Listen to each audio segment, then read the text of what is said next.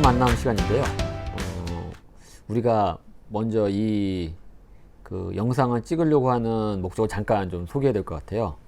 이제 그동안 우리가 이제 건강사회로는 약사회라는 그 단체 활동을 통해서 그 여러 가지 활동들과 그 다음에 많은 사회 단체들과 연대를 통해서 어떤 뭐 사회 민주주의라든지 사회 어떤 경제적 그 위치를 높이는 문제, 불평등의 문제라든지 이런 것들에 대해 관심을 많이 기울여 줘 왔는데, 그 어떤 운동을 하거나 아니면 우리가 사업할 때마다 뭔가 그 해결되지 않거나 좀 이렇게 뭔가 미진한 부분들, 그리고 약간 좀 아직 뭔가 좀 불명확했던 것들이 많이 있었어요. 이제 그런 것들을 우리가 뭐 당장 해결할 수는 없겠지만은 그러한 부분들을 좀 새로운 시각에서 제시를 하고 그런 시각 속에서 활동을 하거나 운동을 하거나 이렇게 하자는 그런 어떤 그 뭐 해외 학자들이든지 해외 어떤 운동가들 이런 것들이 좀 있어 왔어요. 그래서 그런 부분들을 소개하면서 거기서 새로운 시각을 통해서 우리가 한번 그 활동을 하는데 좀 새로운 어떤 지평을 넓혀가자 라는 의미에서 좀 몇 회에 걸쳐서 좀 새로운 시각을 제시한 어떤 철학자나 학자들의 그 시각을 담은 책들을 우리가 좀 소개하면서 여러분들에게 좀 새로운 어떤 그 시각, 새로운 어떤 상황들을 좀 보여주려고 하는 그런 시도를 하려고 합니다. 그 첫 번째 시간으로서 오늘은 이제 그 이탈리아 사상가인 네그리, 그 다음에 그의 제자인 미국의 학자 하트가 그 같이 공조했죠. 어셈블리라는 책을 오늘 좀 살펴보고자 합니다. 그래서 오늘은 일단 저는 이제 그 이름은 신영근이고 건약에서 활동하고 있고요. 여기도 네, 저는 건약의 첫 문호. 일단 둘이서 그 묻고 답하는 뭐 이런 형태. 뭐 이거 방송에서 많이 봤을 거예요. 방송에서 보면은 아나운서나 아니면 어떤 MC가 뭐 명사를 불러놓고 어떤 주제에 대해서 질문을 하면은 답하는 형태로 나왔는데 그런 형태로 진행을 하려고 합니다. 우리는 명사는 아니니까. 그렇죠. 명사는 아니지만 어쨌든 형식은 동사인가요? 형식은 그렇다. 뭐 이런 거고요. 오늘은 그 중에서 이 책이 좀 내용이 나름대로 방대합니다. 그 중에서 우선 오늘은 1부, 여기는 4개의 챕터가 있는데 1부가 리더십, 2부가 사회적 생산, 그 다음에 3부가 어떤 신자유주의 문제, 4번이 새로운 군주, 이렇게 해서 4개 정도 챕터를 통해서 요구사항과 그 어떤 응답 이런 것들을 내놓고 있는데 오늘은 우선 1부 리더십 문제에 대해서 이야기를 해보려고 합니다. 먼저 그 시작하기 전에 그래도 네그리 하트 저자가 어떤지 뭐 좀 소개가 있긴 해야 되는데요. 뭐 간단하게 제가 얘기를 드린다면은 네그리는 이탈리아 사상가고 하트는 미국에 사는데 어쨌든 이게 스승과 제자로 만났어요. 그리고 네그리가 이탈리아의 어떤 뭐 자율주의 운동 쪽에 관여를 하면서 뭐 스피노자라든지 뭐 푸코라든지 그다음에 뭐 데이비드 하비라든지 이런 사람들하고 교류를 많이 하면서 어떤 최근에 나왔던 것 중에서 뭐 제국, 그다음에 다중, 이게 좀 애매하지만 좀 잘 이해가 안 가지만 다중, 그다음에 공통체 뭐 이런 3부작을 서로 만들었고 여기에 이제 총화된 그 이제 총체적인 내용이 이 어셈블리라고 합니다. 그래서 어셈블리의 이 내용 이 두 분이 고민을 했던 내용들이 좀 담겨진 내용이 오늘 책이라고 보면 될 것 같거든요. 혹시 뭐 이 저자에 대해서 또 추가할 내용 같은 게 좀 있으신가요? 이 저자는 뭐 제가 네그리 전문가가 아니기 때문에 뭐 저도 뭐 많은 걸 알고 있지는 않지만 이 사람도 많은 그 영향을 받았을 텐데 그 중에 이제 그 들레즈 같은 프랑스 들레즈 철학에 좀 많은 그 영향을 받은 걸로 알고 있고요. 그다음에 그 정도. 그렇죠. 네. 저희가 근데 이제 이 책을 선택한 이유는 이제 이 책이 뭔가 아까 우리 신영은 선생님이 얘기했던 것처럼 어떠한 좀 우리 운동이 좀 답답한 측면도 좀 있고 여기서 좀 어떤 새로운 어떤 돌파구라고 하는 것들을 열어보는 방법이 없을까라고 하는 고민 속에서 그런 거에 대한 하나의 단초를 좀 줄 수 있는 그런 책 내용인데 저희들이 뭐 이 책 내용을 다 자세하게 소개를 시키기에는 뭐 저희들 시간상으로도 그렇고 저희들 뭐 능력으로도 사실은 정확하게 전달이 될지 그건 잘 모르겠기 때문에 그 부분들을 좀 축약해서 꼭 이 책 내용이 아니다 하더라도 이 주제를 중심으로 해갖고 우리나라 상황과 함께 한번 좀 자유롭게 얘기해보는 그런 시간. 그래서 이제 혹시 이제 저희 영상을 보시는 저희 건약뿐만 아니라 저희 영상을 보시는 많은 분들이 관심이 생겨서 뭐 이 책을 보고 새로운 또 뭐 해석을 해내거나 새로운 아이디어를 얻어낼 수 있는 그런 하나의 계기가 됐으면 좋겠습니다. 네.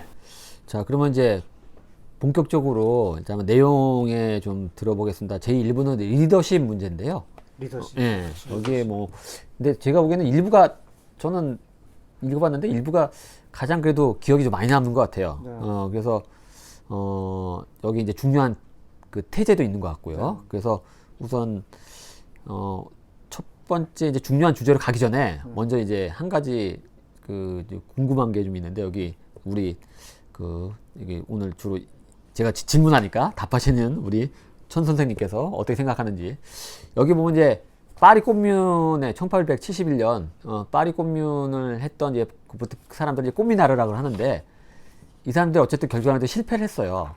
실패를 해가지고 많은 사람이 죽었는데 이 마르크스가 파리 꽃미나르들이 실패한 원인이 첫 번째로 왜 권력을 잡아서 그 권력을 해체하고 바로 민중들이나 에게 권력을 그냥 이양했는가라는 부분들. 그러니까 사실 이게 애매한데 그냥 권력을 그대로 놔버린 그런 것들 하나 지적을 했었고 당시에 파리 꽃미나르 접수하면서 이겼을 때 베르사유로 퇴각한 그런 어떤 왕정 체제, 이건 왕정은 아니죠. 어쨌든 그죠. 제3제국의 제3제국 사람들 쫓아가서 좀 이렇게 뭐 검거한다든지 완전히 분사한다든지 이런 조치가 있어야 되는데 왜 그걸 안 했느냐라고 제철 문제제기하면서 그런 게 있었으면 좀 더 되지 않았을까라고 얘기했는데 여기서 네그리와 하트는 반대로 오히려 꼬미나르들이 그렇게 만들어진 파리 꽃민의 어떤 정치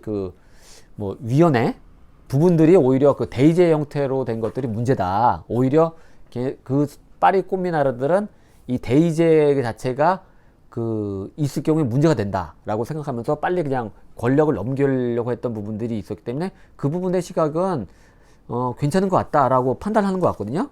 근데 어쨌든 결과적으로는 파리 꽃미나르들은 결국에는 2개월 뒤에 거의 다 죽음을 많이 맞이했단 말이죠. 이 부분들을 생각을 해야 될까요? 그러니까요. 이게 그 사람들이 사실은 그거를 내걸고 꼬민주의를 얘기를 했기 때문에 그게 지금까지도 사실은 여기서 계속 이 책 주제에서 나오는 딜레마가 이제 그런 거죠. 그러니까 사실은 이 네그리가 이 리더십 아니야 조직화 문제에 대해서 좀 뭐라고 그럴까 좀 알러지 반응을 많이 보였었어요. 자율주의 운동이라고 하는 것들이 사실은 조직 자체 특히 레닌식의 중앙 집중형 위계 구조를 갖고 있는 그런 조직들 이런 거를 굉장히 싫어하는 그래서 이름도 자율주의 운동이잖아요. 그러니까 실제로 그렇기 때문에 오히려 대의민주주의 대의제보다는 직접 민주주의적 요소가 를 훨씬 더 선호를 하는 형태. 그렇기 때문에 지금 신영 선생님이 말씀하신 것처럼 그거를 구현하기 위해서 꼬뮌 내에서 어떤 그런 대의된 형태의 위원회 같은 것들을 해체를 하는 그러다 보니까 발생한 게 뭐냐면 전략과 전술에 이제 문제가 나오기 시작을 하는 거죠. 그러니까 그렇죠? 그 전략과 전술을 어떻게 형성을 할 거냐라고 하는 그런 부분의 문제라고 그럴까? 이게 굉장히 좀 어렵고 힘든 문제이긴 해요. 왜냐면 이게 계속 이 프랑스 68혁명 때도 사실은 그런 일이 있었었거든요. 그러니까 상황주의자라고 우리가 그걸 얘기를 하는데, 그러니까 그 상황의 조건에 맞춰갖고 거기에 참여하는 사람들이 그 전략을 짜고 그거에 따른 그 전술적 행동을 하는 형태들을 가지고 그 운동을 했던 걸 우리가 상황주의자라고 얘기를 하거든요. 근데 이제 대체적으로 그런 운동들이 뭐 어떻게 보이냐면은 그 좀 중구난방적인 운동의 형태처럼 보이기 시작을 해요. 일사불란한 어떤 체계를 갖고 있지 못한 형태. 그러다 보니까 앞에 적은 상당한 그 조직과 그 힘을 갖고 있는데, 그런 적을 상대로 해갖고 과연 그렇게 좀 중구난방적인 운동으로 그것들을 돌파해낼 수 있는 것인가라고 하는 거에 대한 그 회의적 시각들이 이제까지 굉장히 많았던 부분들이 있는 거죠. 그러니까 그런 부분들이 그 사실은 그 꼬면에서도 보여졌던 거고, 그런 것들이 어떻게 보면 꼬민들의 그 오류라고 하는 형태로 얘기가 되어지는 부분인데, 사실은 굉장히 골치 아픈 부분의 문제인 것 같아요. 그래서 이제 좀 이게 이 고민 속에서 연속선상에서 이야기를 드린다면은 그 다음에 이제 쭉 나오면서 어떤 얘기가 나오냐면, 사실 이 책에 관통하는 주제인데, 여기서 이제 운동에게 전략을, 그다음에 리더십에게는 전술을 이렇게 해서 그 첫 번째 요구라고 하면서 얘기를 해요. 그래서 어떤 또 번역책에는 다중에게 전략을, 그 다음에 뭐 권력에게는 뭐 전술을 뭐 이런 식의 또 얘기를 하거든요.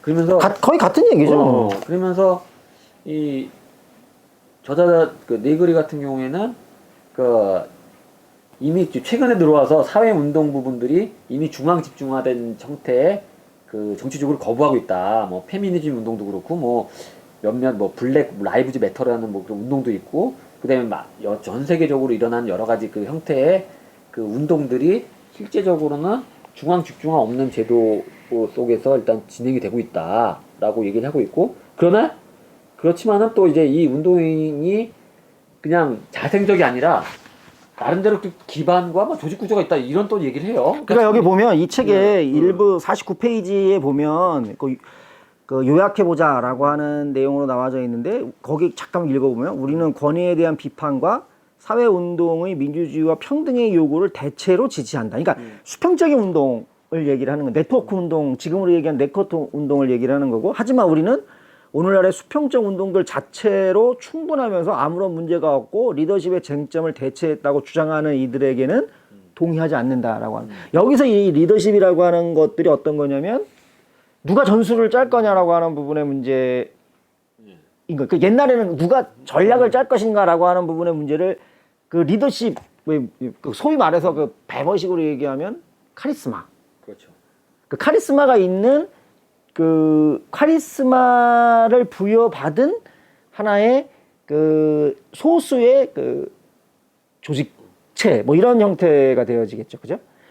그것들도 이 사람은 동의하지 않는다고 그러고, 또 다른 거는, 우리는 그 반편향으로 기존의 수평적 운동이 선출된 진보 정당이나 혁명적 전위 정당을 소생시키려고, 그 혁명적 전위 정당이라고 하는 건 레닌식 볼세비키 정당이겠죠. 노력할 필요가 있다는 견해에도 동의하지 않는다. 그러니까 즉 이 그 대의제, 간접 민주주의, 그러니까 의회를 중심으로 한 그 정치 운동에도 동의하지 않는다고. 그러니까 이 두 개를 어떻게 긴장 관계를 가지면서 섞어낼 수 있느냐라고 하는 부분의 문제인데, 어느 쪽에 방점이 더 들어가 있긴 하는 거냐면, 그 수평적 운동, 특히 사회 운동 쪽에 많은 그 방점이 들어가 있는 거는 사실이에요.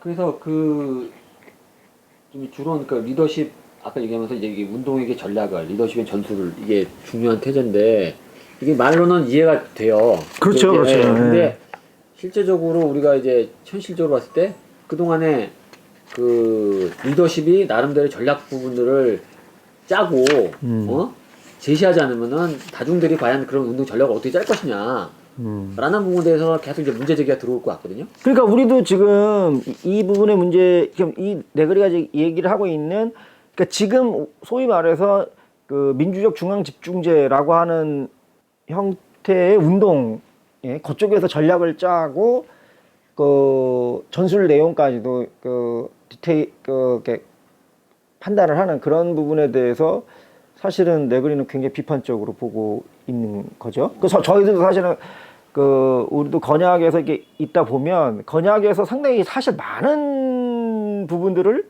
어디서 결정을 하나요? 그러니까 보통 이제 우리 뭐 중앙집행위원회나 아니면 좀 더 넓게 하면 중앙위에서 그러니까요. 결정. 그러니까 중집위하고 중앙위라고 하는 것들이 사실은 대의를 받은 거죠, 그죠? 예. 그러니까 지금 거기서 이제 리더십이 형성이 되어지는 거죠. 그 대의라고 하는 것들은 어디서 이루어지고 있는 거냐면 그 총회에서 이루어진 거잖아요. 그러니까, 응? 그러니까 그 부분에 있어서 문제 제기를 상당히 많이 하는 형태예요. 왜 그러냐면 대의라고 하는 것들을 할 수가 있는 거냐라고 하는 부분에 있어서 사실은 이 사람은 굉장히 많은 문제의식을 갖고 있어요. 그러니까 그렇기 때문에 그 대의가 되어진다는 얘기는 뭐냐면 이 대의를 하는 집단이 있잖아요. 그걸 우리가 이제 우리는 회원이죠. 그죠?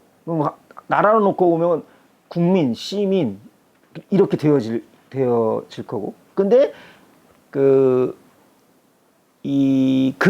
사람들이 그 대의를 해갖고 그 정치를 하게 하거나 운동을 하게 하는데 최종 결정권은 어디에 있는 거예요? 사실 이거에 대한 최종 결정권은 어디에 있는 거죠?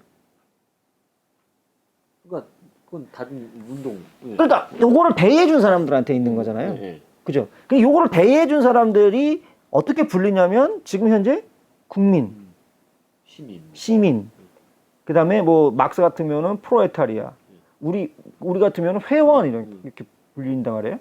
이게 그 추상적으로 하나의 일자 운동이라는 거예요. 그러니까 일자라고 하는 것들은 동질적인 거라는 거죠. 그러니까 국민하면 똑같은 거죠. 그러니까 거기에 동질성이 그러니까 변하지 않는 동질성이 있는 거고 그 동질화된 집단에 의해서 그 결정이 되어지는 이거를 우리가 뭐라고 얘기를 하는 거냐면 철학적인 용어로 얘기하면 신급이라고 얘기를 하거든요. 그러니까 우리가 어떤 권력을 결정할 수 있는 그 최종 최종 층위라고 하는 거예요. 그러니까 우리가 그 법원으로 놓고 보면 대법원 같은 거잖아요. 그러니까 1심, 2심, 3심 이렇게. 그 여기는 그 인민, 국민, 뭐 시민, 프로레타리아 이런 사람들에 의해서 대의가 되는데 이런 사람들이 현실에는 없잖아요. 그죠?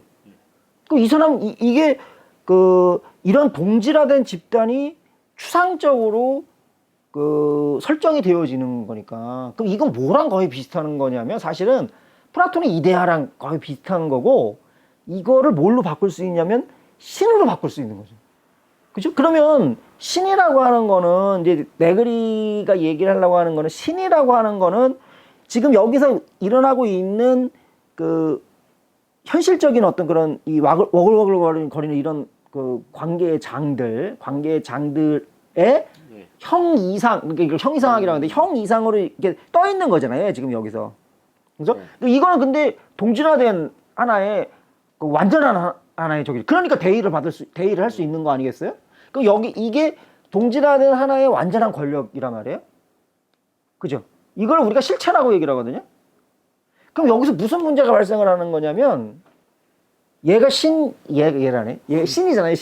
신이잖아요. 그죠? 이 신이 하나의 그 완벽한 동질화된 하나의 그 실체적 구조를 갖고 있어요. 근데 이게 왜 여기에 이쪽에 관여를 할 수 있냐는 거예요. 무슨 말인지 이해가 가시나요? 좀 이해가 안 되네요. 그러니까 이 사람은 우리가 이게 하나의 동질화된 완벽한 이 컴플리트, 그러니까 영어로 얘기하면 완전한 구조주의 할 때 구조. 그러니까 이 자체의 원리로 돌아가는 거잖아요. 그러니까 이 자체의 원리. 그렇죠? 그거 때문에 여기에 권위가 있기 때문에 여기서 위임받을 수 있는 거잖아요. 그렇죠. 이거는 여기까지는 아시겠죠, 그죠? 그러면 얘는 현실에서는 없잖아요. 현실에서는 얘가 없는데 어떻게 얘가 이 현실에 있는 여기는 이건 A라고 그러고 이걸 B라고 그러면 B에 영향을 미칠 수 있냐는 거예요, 철학적으로. 이거 어떻게 영향을 미칠 수 있을까요, 그러니까? 어떻게 영향을 못 미친다는 거예요, 그러니까. 영향을 미칠 수 없다는 거예요, 그러니까 그런 운동은 사실은 추상적이고 임의적이고 형이상학적인 운동이라고 보는 거죠. 그러니까 유물론적인 관점에서 보는 게 아니라는 거예요. 영향을 미칠 수 없다는 거예요, 그러니까. 또 하나 예를 들면 이런 거예요. 그러니까 어떤 거냐면 만약에 이제 우리 신영 선생님은 이제 그 종교를 믿으시니까 내가 하나님한테 뭐를 막 해달라고 빌어요. 우리가 이걸 기복신앙이라고 그러잖아요. 그렇죠. 왜 빌겠어요? 빌면 직접적으로 매개를 해갖고 뭔가를 해줄 수 있다라고 생각을 하는 거잖아요. 그렇죠. 이것도 사실은 직접적으로 매개가 될지 안 될지는 잘 모르겠어요.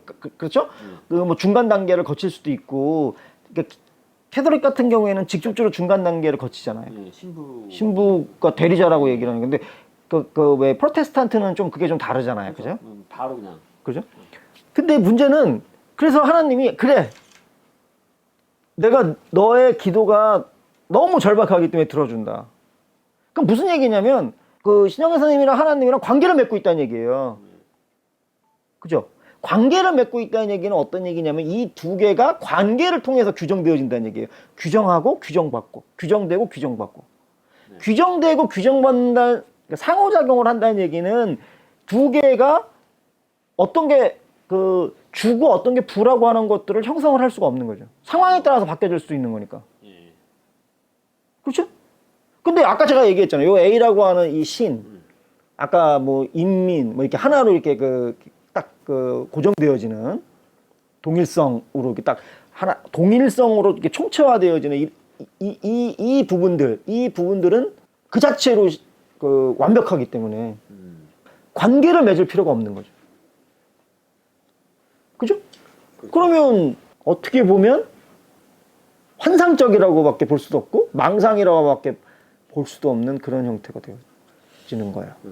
그러니까 지금 그 대의 관련된 부분에서 이제 좀 철학적 내지는 이제 그런 부분들을 설명해 줬는데 이거를 이제 과연 이 방송을 들으시는 분이 이제 어느 정도 이해를 할지는 잘 모르겠어요. 근데 어쨌든 이 부분들은 책을 몇 번 보고 그 다음에 지금 얘기하는 것들을 몇 번 계속 되새기면서 할 수밖에 없을 것 같아요. 저도 이제 맞아요. 이 대의제 관련된 부분들을 비판을 많이 하고 그 부분들을 책을 많이 봤음에도 불구하고 잘 명확하게 딱 머리로는 이해하겠는데 설명을 하거나 뭐 하려고 그러면 잘 이해가 우리 경험적인 문제 때문에 그래요. 왜냐하면 만약에 우리가 모든 문제를 우리 회원들이 주제가 딱 있는데 이 문제가 회원들 지금 레그리식으로 얘기를 하면 어떻게 되냐면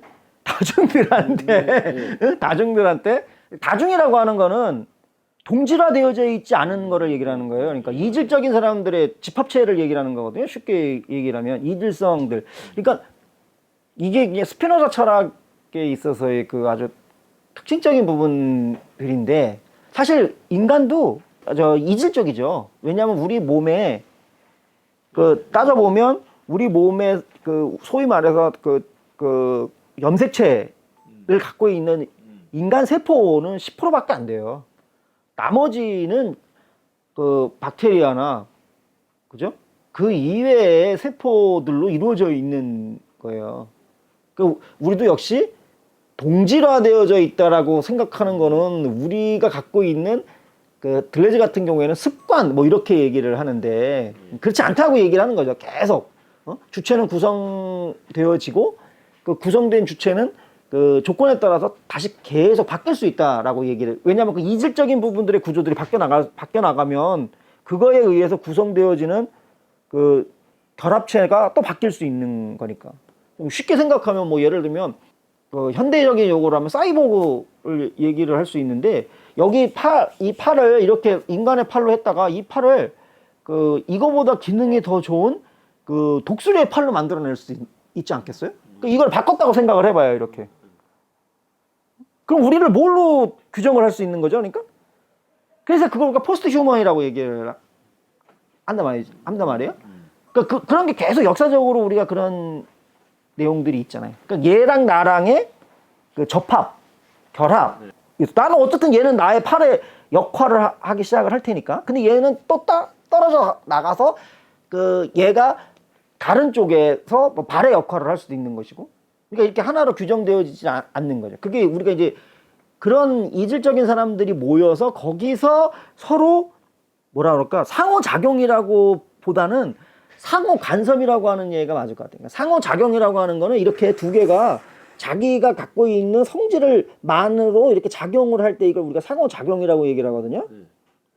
근데 상호 간섭이라고 하는 거는 얘도 얘가 갖고 있는 그건 이제 그걸 능력이라고 우리가 얘기를 해야 되는 건데 능력. 그러니까 여기에 지금 이 컵에 그 속성이 있고 이 컵을 이렇게 유지하는 얘의 능력이 있을 거 아니에요.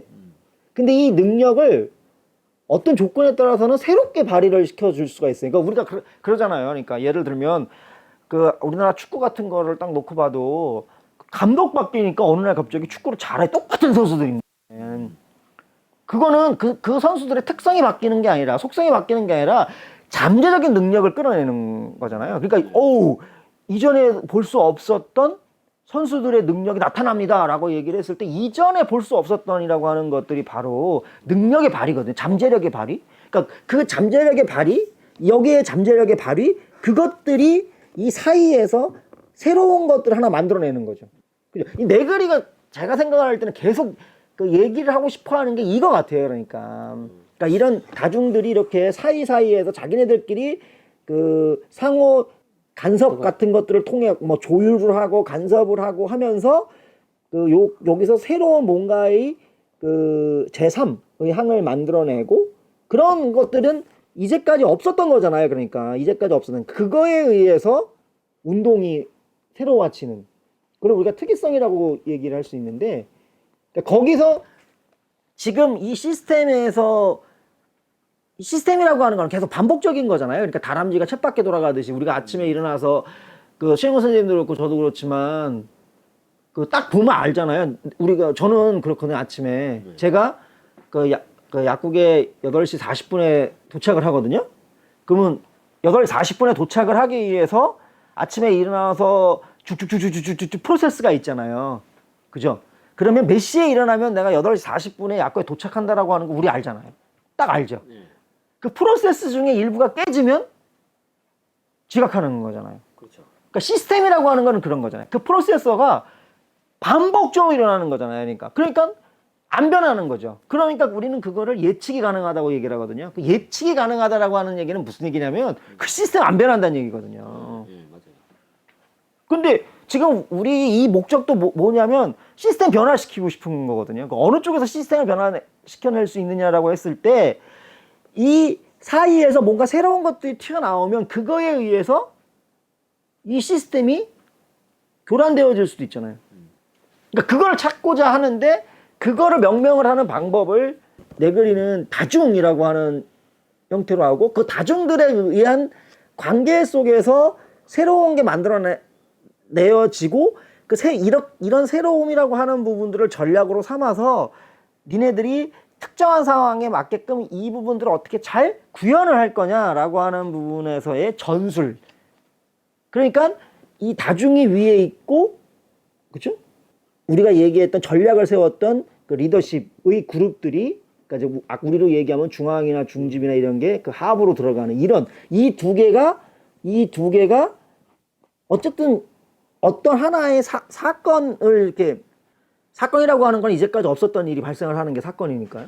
그런 것들을 이루어 나가는 하나의 저희가 내용이 되는 거잖아요.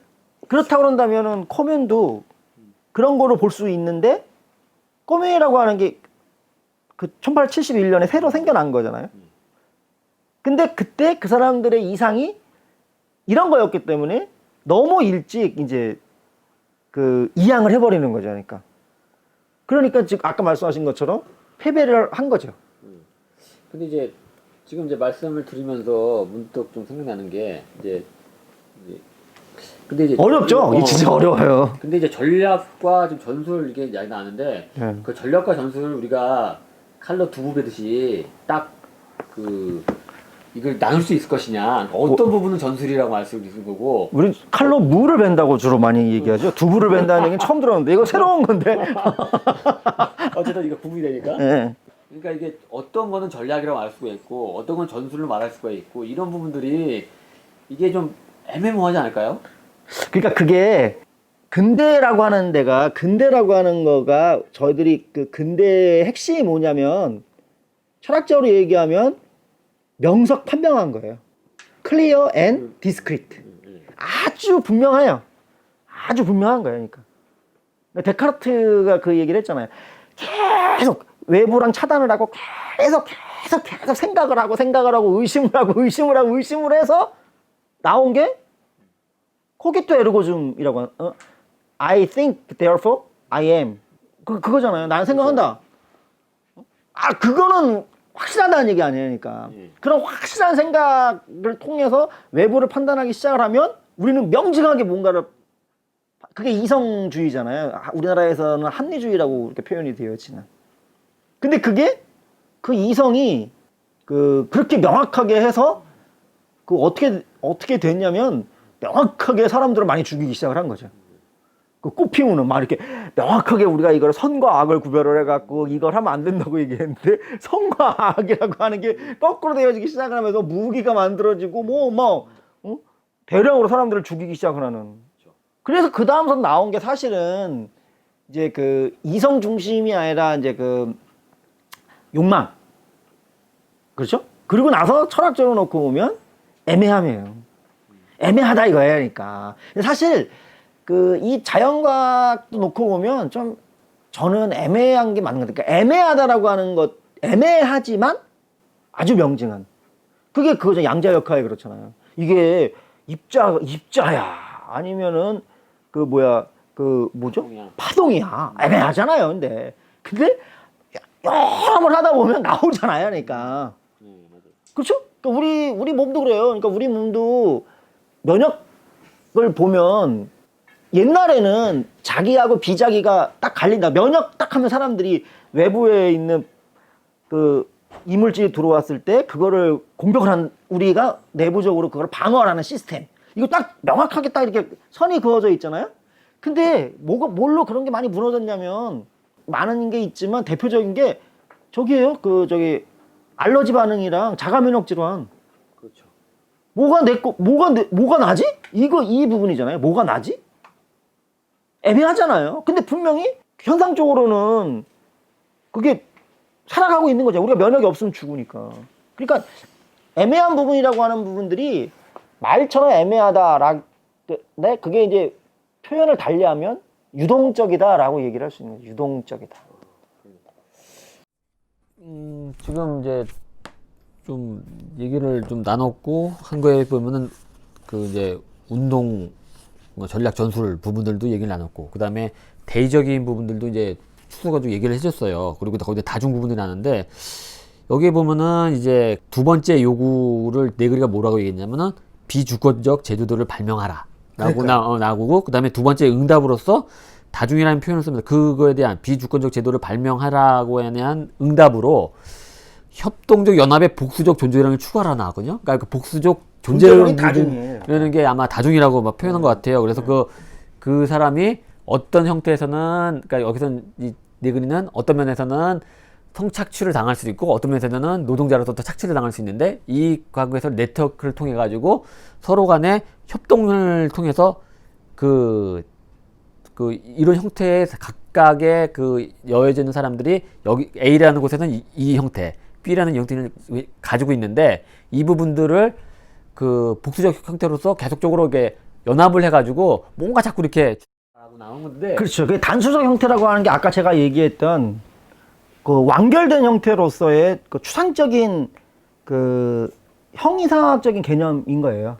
아까 제가 얘기했던 인민. 우리가 인민 없잖아요. 인민을 어디서 찾아볼 수가 있어요. 예를 들면 신영근, 천문호 이렇게 얘기가 되는 거지. 우리가 여기서 인민이라고 하는 것들을 찾아볼 수가 없는 거잖아요. 그러니까 그러다 보니까 이제 그 공통적인 거를 뽑아내서 그걸 개념화를 시켰는데 사실은 그게 여성 페미니즘에서는 비판하는 남권 중심적 사고라고 하는 거죠. 남권 중심적 사고라고 하는 게 이제 거기서 나는 그게 그러니까 단수잖아요. 그러니까 단수. 그죠? 그리고 이제 주권이라고 하는 것들이 바로 이제 그런 부분들이죠. 그러니까 주권을 그 소유할 수 있는 형태가 되어지는 거잖아요. 그러니까 홉스 같은 경우에는 주권을 누구한테 줬냐면 리바이어든한테 줬잖아요. 그러니까 우리가 계속 만인에 의한 만인의 투쟁으로 막 싸워서 죽으니까 뭘로 만드냐면 그 신영근 선생님과 저를 불활성화로 만들어야 되는 거예요. 불활성화. 그러니까 그 뭘로 불활성화로 만들 거냐? 그래야지 서로 싸우지 않고 살 수 있다고 생각하니까. 그러니까 우리가 갖고 있는 주권을 양도하는 거죠, 한 사람한테. 누구한테 양도하냐면 리바이어든한테 양도를 한 거예요. 그러니까 우리가 다 양도를 하면 우리는 없잖아요, 권리가. 그러니까 우리는 그 다음에는 복종만 있는 거죠, 복종. 그러니까 리바이어든이 이렇게 있는 거. 이게 이제 신이 되는 거죠. 이 리바이어든을 현대로 바꾸면 법이 되는 거예요. 그래서 네그리는 사실은 그 법에 의한 그 법치, 그거에 의한 그것도 사실은 굉장히 많은 공격을 하잖아요. 그러니까. 막스도 사실은 그런 공격을 많이 했죠. 왜냐하면 그 법이라고 하는 것들이 누구의 이해관계를 대변하냐? 그건 뭐, 이 자본주의 사회에서는 부르주아의 이해관계를 대변을 한다. 그래서 그거에 의해서 만들어진 국가라고 하는 것들이 부르주아의 위원회에 불과하다라고 하는 얘기 자체가 이제 그런 형태로 나오는 거죠. 그래서 그 주권이라고 하는 부분들이 그 아까 얘기했던 최종으로 결정할 수 있는 최종 권력인데 그게 법에 있다니까. 그러니까 법에 있다는 얘기는 그 법을 지배를 하고 있는 사람한테 있다는 얘기가 되어지는 거니까. 그러면 좀 이제 마지막으로 그 이제 좀 이야기를 하고자 하는 거는 간단하게 나오긴 했는데 여기 네그리가 세 번째 요구로서 권력을 다르게 잡자라고 나오거든요. 물론 이 부분들이 사부에서 새로운 군주 얘기 나오면서 거기서 주로 나오긴 할 것 같아요. 나오긴 할 건 한데 요 부분에 좀 간단히 좀 이렇게 다르게 잡자. 이게 어떤 의미일까요? 이거는 이제 그 우리가 얘기를 좀 더 하면서 그 얘기를 좀 근데 지금 우리가 이제 권력을 잡는 방법이 하나는 그 선거를 통해서 권력을 잡는 방법이 있죠. 그다음엔 그다음엔 어떤 언론이나 이런 걸 통해 혁명을 통해서도 권력을 잡는 방법이 있지 않겠어요? 네. 그러니까 그런 거가 아닌 응? 또 다른 방법 아까 제가 얘기했던 것처럼 그게 뭔지는 사실 네그리도 그거에 대해서는 정확하게 많이 얘기를 하진 않아요. 그러니까 단초만 얘기를 하고 있는 거지. 그게 뭔가를 그 우리가 만들어내자라고 하는 것들이 사실은 이 책의 그 핵심 내용이에요. 그래서 사실은 좀 굉장히 어려운 부분들이 있는 거죠. 그러니까 그게 그 전에 얘기했던 걸 놓고 보면 절대민주주의라고 우리가 얘기를 해야 되는데 그게 어떤 거냐면 내가 아주 정확한 표현인지 잘 모르겠지만 그 랑샤이르가 그런 얘기를 하는데 나의 나의 반은 그 지배를 하는 권력이 있고 나의 반은 복종을 하는 권력이 있는.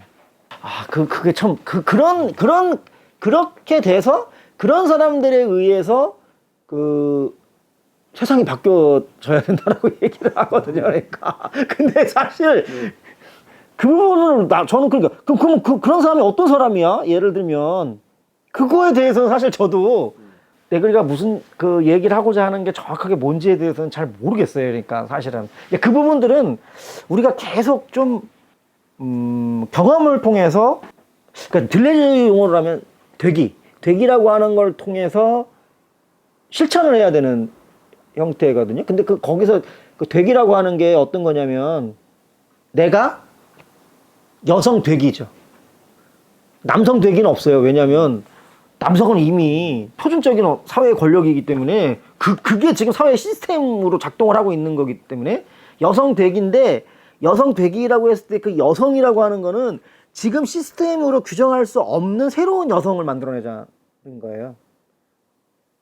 그러면 이 시스템에서 이 시스템을 바꿔낼 수 있는 새로운 요소가 여기서 형성이 되어지는 거잖아요, 지금.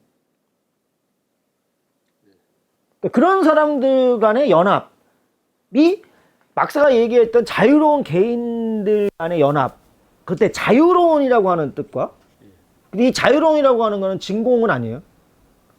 진공적 개념은 아니에요. 그러니까 우리가 자유롭다라고 하면 사람들이 오해를 자꾸만 하는데 자유롭다의 자유라고 하는 거는 그 통제된 자유예요. 그 통제라고 하는 거는 우리가 법 이런 통제가 아니라 우리가 지금 지구상에 살고 있는 거는 중력이라고 하는 제한된 조건에서 살고 있는 거잖아요. 그렇죠. 그러니까 어떻게 보면 우리는 지금 통제된 추락으로서의 걷기를 하고 있는 거예요. 계속 어떻게 보면 우리는 추락을 하고 있어야 되는 거죠. 그러니까. 근데 이게 중력이 너무 중력이 약하기 때문에 이 땅을 못 뚫고 들어가는 거잖아요, 지금. 근데 어쨌든 우리는 추락을 하고 있는 거예요. 근데 추락을 하고 있는 것으로서의 걷기라고 하는 것들이 우리가 살고 있는 조건이잖아요. 거기에서 자유라고 하는 것들이 나와야 되는 거잖아요. 그때 자유라고 하는 거는 그런 현실적인 부분들, 우리가 살고 있는 이 삶 내에서의 그 조건으로서 자유. 그러면 우리 자유가 사람마다 느끼는 자유가 다를 테니까 그 조건이 다르다는 얘기잖아요. 그 조건을 어떤 식으로 변경할 거냐라고 하는 것들에 대한 이성적 사고가 그때 형성이 되어지기 시작을 하잖아요. 그죠? 이 사고를 지금 신영근 선생님하고 저하고 같이 하는 거거든요. 같이 해서 이게 그러면 이 조건이라고 하는 것들이 이런 거니까 이걸 바꿔야 되겠구나. 이게 전략이잖아요. 그럼 이거를 우리 둘이 하는 거는 엘리트주의고, 예를 들면 우리 둘이 다 해서 이거 이번에 다 분석을 해갖고 하니까 이번에는 이래. 그래서 이거를 이렇게 하는 게 좋겠어. 라고 하는 거. 그런데 이런 기조 하에서, 그러니까 그게 기조가 되어지는 거죠. 그러니까 이런 기조 하에서 하는데 이게 상황이 내가 다 모르니까 그 상황에 따라서 거기서의 구체적인 행동은 상황에 따라서 또 그쪽에서 알아서 하세요. 이게 이제 전술이 되어지는 거잖아요. 그죠? 그러니까 이런 전략을 저하고 신영근 선생님하고 여기 관계되어져 있는 사람이 만약에 500명이라면 500명이 서로 거기서 협동하고 토론하고 뭔가를 해가면서 그거를 만들어내야 된다는 얘기잖아요. 그게 그렇게 되어지면 다르게 권력을 잡는 형태가 되어지는 거잖아요. 왜냐하면 우리가 누구한테 위임을 해갖고 전위 정당에 의해서 대부분 다 전위 정당에 의해서 혁명이 일어나잖아요. 아니면 또 우리가 위임을 한 정치 세력에 의해서 선거를 통해서 이게 되어지는 거고, 이렇게 되어지면 우리가 전략을 세우는 건 아니잖아요. 그렇죠. 전략은 얘네들이 다 세울 거 아니에요, 이제. 그렇지 않겠어요? 네. 그러니까 그런 한 예로 또 이런 거 한번 생각을 해볼까요? 이건 좀 논란이 있고 또 좀 많이 생기는데, 문화혁명, 문화대혁명 때 마오쩌둥과 홍위병. 그때 홍위병이 내걸었던 여러 가지 내용들이 사실은 그 당시에 많은 사람들한테 동의를 많이 받았는데, 그게 어느 순간에 마오의 이 근위부대 형태로 변질이 되어지기 시작했잖아요. 그럴 때 마오가 뭐라 그럴까? 전략을 형성을 하는 거죠. 이게 리더가 되어지는 거죠. 그죠? 그 다음에 여기 홍위병은 그거를 바탕으로 해서 상황에 따라서 행동 지침이 나오기 시작. 그건 이제 전술이 되어지는 거잖아요. 여기서 그러면 마오가 리더십, 얘들 리더십을 행하는 그러면 홍위병은 어떻게 보면 로봇 형태라고밖에, 그러니까 입력되어지는 대로 이제 진행이 되어야 되는 거니까. 그렇죠. 그러니까 그런 거를 다른 방식으로 해야 된다고 했을 땐 거꾸로 여기서 그런 내용들을 만들어내야 되는 거고, 그래서 그 내용들이 만들어졌을 때 그 그룹에서 누군가한테 지금 이 상황 속에서 어떤 전술을 구사를 해야 될 것이냐라고 하는 것들을 명령하는 형태가 되어지는 거겠죠. 사실은 위임하는 형태가 아니라. 그랬을 때 그 상황에서 구체적인 것들을 여기서 짜서 다시 이게 추진을 받거나 이런 형태가 되어져. 그러니까 예전에 네그리는 지금 얘기하는 완전 평이의 운동 그런 거였었어요. 그러니까 자율적으로 여기서 막 하면 거기서 뭔가가 될 거라고 얘기를 했던 거예요. 근데 아무것도 안 이루어졌거든요. 그죠?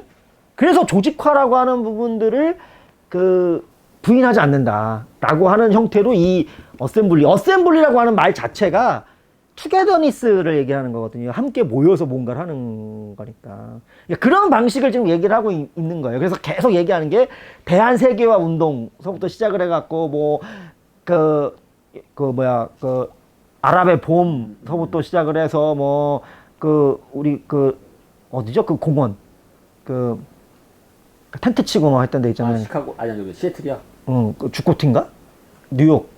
이거 시애틀이었던 것 같은데. 시애틀은 세계화 운동이고 뭐 거기 그거 있잖아요. 예. 그 공원에서 우리 그 1대 99 뭐 텐트 치울 때 했던 적이 있잖아요, 미국에서. 그런 내용들의 사회 운동을 예로 계속 들어가는 거죠. 자, 오늘 우선 일부 리더십 관련돼서 얘기는 나눠봤어요. 뭐 운동의 전략을 리더십의 전술을 관련된 것도 가지고 많이 얘기를 나눴고, 그 얘기가 나는 와중에 대의제 비판과 근데 주권에 대한 부분들도 이게 좀 언급이 됐었고, 그다음에 거기서 미안한데 하나 더, 주권을 왜 자꾸 얘기를 하냐면 그걸 소유 구조라고 생각을 하기 때문에 그러는 거예요. 소유를 할 수 있다. 네, 맞아요. 그렇죠? 소유를 할 수 있다. 그러니까 그게 자본으로 가면 우리가 나오는 잉여 가치를 자본이 가져가잖아요. 그걸 우리가 전유한다라고 얘기를 하잖아요. 전유한다. 그러니까 정치에서는 권력을 위임을 해서 대의를 한다라고 얘기를 하고, 자본은 그거를 자기네들이 전유를 해갖고 사적 소유로 가져가는 거잖아요. 이 두 개가 같은 소유라고 하는 거예요. 그러니까. 근데 그 소유가 되어지는 거는 문제가 뭐가 있냐면 소유를 하는 그룹이 나타나잖아요. 네, 그룹이 나타나죠. 그러면 그 그룹이 특권화되는 거잖아요. 그러니까. 그렇죠? 그 그룹이 특권화된다는 얘기는 사회가 위계가 되어진다는 얘기고, 이미 평등이 깨지고 있다는 얘기죠. 여기서 평등이라고 하는 거는 제가 생각을 할 때는 신영건 선생님하고 저하고 50대 50 이런 건 아닌 것 같아요. 어쨌든 능력은 좀 다른 거예요. 그러니까 능력이 다른데 다른 능력이 위계가 되어지자. 이거 굉장히 어려운 말이에요. 그죠? 다른 권력이 그러니까 우리가 대부분 지금 평등이라고 얘기를 하는 것들을 놓고 보면 어떻게 보면 필요에 따른 평등이라고 얘기를 할 수 있을 것 같은데, 너하고 나하고 똑같아. 사실은 일란성 쌍둥이도 똑같지 않거든요. 그러니까. 예, 그렇죠. 그러니까 평등이란 개념이 그런 식으로 가면 안 될 것 같고, 그러니까 그런 평등이라고 하는 건 이루어지지 않는다. 사실은 그게 이제 아까 얘기했던 시적 세계에서나 가능한 평등이잖아요. 그러니까 그런 위계 질서가 있는데, 그 위계 질서가 고정화되어져 있는 그런 사회 구조를 계속 재생산하는 그런 형태의 정치 변화가 아니라, 지금 우리나라도 그렇잖아요. 사실 지금 많은 사람들이 좀 실망을 하고 있는데, 어쨌든 촛불을 통해서 그게 하나 이해가 되겠네. 촛불이라고 하는 사람들이 다중이죠. 거기서 좀 크게 보면 문재인 정부에 명령을 한 거라고 봐야 되는 거죠. 사실은 왜? 그 전에 박근혜 정부를 끌어내렸으니까. 여기서 국민이라고 하는 것도 사실은 우리가 이 언어가 굉장히 많이 오염이 돼서, 근데 이제 일상적으로 우리가 그걸 쓰니까 국민과 시민의 힘으로 그게 끌어내려진 거죠. 그걸 우리가 다중의 힘이라고 하는 걸로 바꿔보면, 그 다중들이 광장에서 오랜 시간 동안 외치고 뭔가를 만들어낸 거잖아요. 그러니까 그때 우리가 고 이전서부터 보면 무대에서 누군가 지휘를 하는 것들을 굉장히 거부를 하기 시작을 한 게 깃발 논쟁서부터 시작을 해갖고 그런 게 있었다고요. 그런 정서가 지금 얘기를 하는 것 같고, 그러니까 그런 사람들에 의해서 전략이 만들어지고, 그 전략을 구체화를 시켜서 잘 해보라고 누구한테 명령을 했냐면 문재인 정부에다 명령을 했다라고 볼 수 있거든요. 근데 어떻게 됐나요? 거꾸로 됐잖아요, 지금. 그걸 우리가 촛불 정신이라고 얘기를 하는데, 정신이라기보다는 그런 전략적 큰 방향 틀이라고 하는 부분들을 전부 거슬러서, 전부는 아니죠. 그러니까 뭐 전부는 아니죠. 전부는 아닌데 많은 부분들이 거슬려서 우리 쪽 부분에 있어서는 지금 그 4차 산업혁명을 그 의료 민영화라고 얘기를 해야 되는 부분들이 있고, 부동산 문제도 뭐 사실은 생각한 것만큼 제대로 가고 있는 것도 아니고, 이런 여러 가지 있잖아요. 이제 그게 이제 다시 위계가 형성되어져 있는 거잖아요. 다시 위계. 그러니까 위계가 없는 사회. 어느 한 층이 그러니까 특권을 갖고 있으면 거기서 주권이 발생하는 거예요.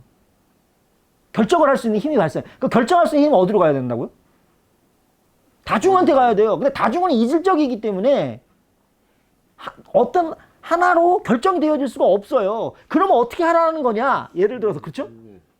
거기서 이제 우리가 그거를 만들어야 된다고 얘기를 하는 거예요. 그걸 만들지 않으면 기존에 있는 지금 시스템을 부시거나 우회할 수가 없다고 보는 거죠. 예. 아무래도 뭐이 얘기는 2부, 3부, 4부 가면서 조금 더 그 논의가 더 진행될 것 같고요. 이제 어떻게 좀 이해되는 부분도 이해가 좀 되죠, 그죠? 이해되는 부분이 있는데, 어쨌든 근데 결국 이제 근데 다른 사람들한테 좀 실질적으로 이제 어떻게 해야 되는 거냐라고 했을 때는 그 이제 어려워요. 부분들은 계속 어려울 것 같아요. 그러니까 우리가 성명서가 딱 나왔는데, 예를 들면 그건 좀 얘가 좀 그런가?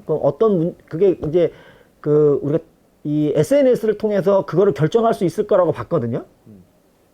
그렇죠. 우리가 SNS 그 아랍을 보면 할 때도 막 SNS서부터 시작해서 막 다 SNS를 통해서 뭐 이렇게 시위를 할 때도 SNS를 통해 갖고, 홍콩도 보면 이제 그런 앱도 개발되고 그랬잖아요. 근데 그 SNS라고 하는 게 결국 그런 정보를 또 이용을 해갖고 돈을 버는 수단으로 또 옮겨가기 시작. 그래서 굉장히 그런 게 좀 양가적인 것 같은데, 그런 것들을 놓고 보면 사실은 어떤 측면에서 놓고 보면 네거리가 얘기했던 건 그게 현실적으로, 그러니까 현실에서 지금 벌어지고 있는 그 상황 속에서 뭔가 그 인터랙션을 통해서, 아까 간섭이라고 얘기했는데 조율하고 간섭하고 하면서 뭔가 새로운 거를 만들어낸다라고 얘기는 했는데, 그게 만들어지는 거냐, 그러니까 예를 들어서 그게 만들어졌다라고 우리가 그걸 판단할 수 있는 거냐. 그러면 그걸 어떻게 이게 하나로 다 모아낼 수 있는 거냐, 그러니까. 라클라우라고 하는 그 사람은, 그 사람 죽었죠. 라클라우하고 무페라고 하는 사람이 그 민주주의를 주장을 했는데, 그렇게 운동을 하다 보면, 그렇게 막 얘기를 하다 보면 어느 하나로 모인다고 이 사람들은 얘기를 했거든요. 그리고 우리가 이제 잠정적 결론이라고 우리가 얘기를 해야 되나? 잠정적. 근데 또 그것도 가만히 보면 잠정적이니까 맨날 바뀌어야 되잖아요. 그러면 무슨 문제가 발생하냐면, 이 다중들이 계속 그거를 가지고 운동을 해야 되는 거예요. 그래서 네그리가 계속 얘기하는 게 사회운동을 얘기를 하는 거거든요. 사회운동은 어쨌든 사회 내에서 계속 존재를 하는 운동이니까. 그 일부 얘기를 들었는데, 어쨌든 그 개념이라든지 어떤 내용들은 좀 이해가 되는 부분들이 있는데, 반면에 정리를 해볼까요? 근데 어쨌든 현실적으로 과연 이게 맞느냐, 어떻게 만들 거냐라는 부분에 있어서는 여전히 물음표 내지는 정말 맞는 거냐라는 거에 대해서는 좀 더 고민이 있어야 될 것 같고요. 어쨌든 이 방송을 듣는 이제 우리 회원들이나 다른 분들께서도 이 내용을 기반으로 해서 책을 좀 보시면은 좀 더 이해하는데 도움이 될 거예요. 저희들이 얘기하는 게